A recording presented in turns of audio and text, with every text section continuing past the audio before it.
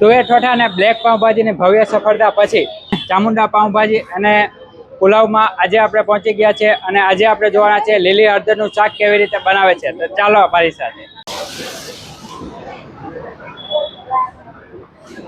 કઈ વેરાયટી આપણે મંગાવી? મેં મંગાવ્યા તુવેર ઠોઠા. ફર્સ્ટ ટાઈમ આવ્યા કે ના? રેગ્યુલર કસ્ટમર છું. કેવો ટેસ્ટ લાગે છે તુવેર ઠોઠા? પરફેક્ટ ઘર જેવું જ છે, સારું બનાવે. કઈ અલગ ખાવું હોય તો આ તુવેર ઠોઠા ખાઈ શકે. તુવેર ઠોઠા છે, હળદરનું શાક છે, હળદરનું શાક ને રોટલા ફાઇન બનાવે છે, સારું બનાવે છે, ખૂબ સારું બનાવે. ઘર જેવું જ છે, કમ્પ્લીટ ઘર જેવું છે. 2 વર્ષથી આવું છું.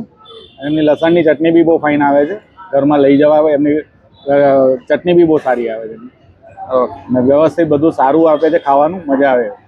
ઘર જેવું જ છે.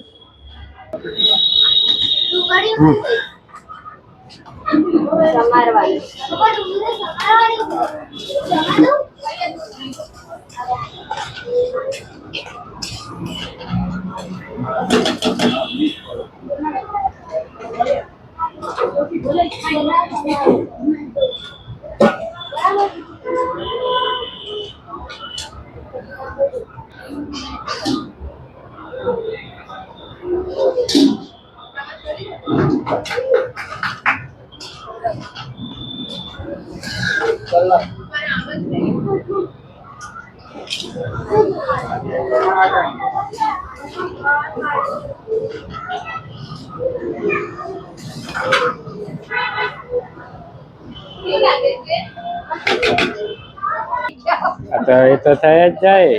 આ ગેસ આવે થોડોક હેવી.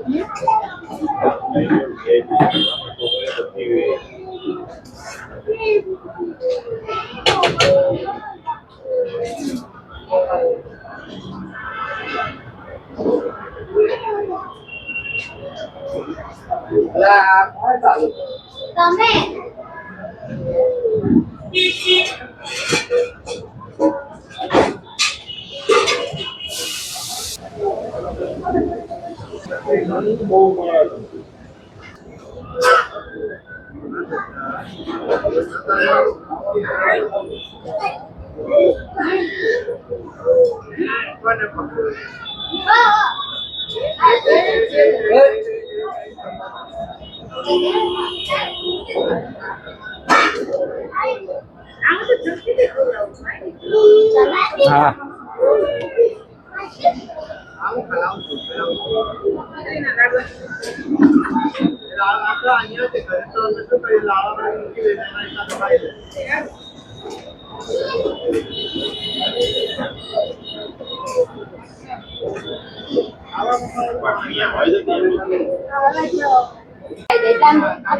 સરસ થઈ જાય આમ તમારી સ્પીડમાં બોલી.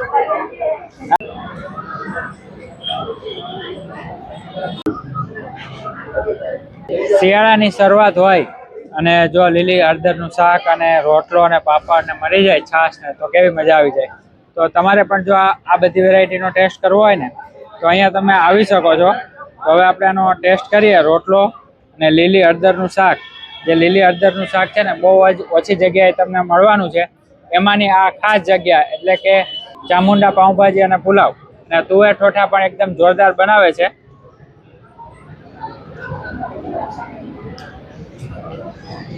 એકવાર ચાખો ને તો દાઢે વળગી જાય ને એવો આનો ટેસ્ટ છે. જો તમારે પણ આ ટેસ્ટ કરવો હોય ને તો સ્ક્રીન પર એડ્રેસ અને નંબર આપેલા છે, તમે પણ પહોંચી જજો.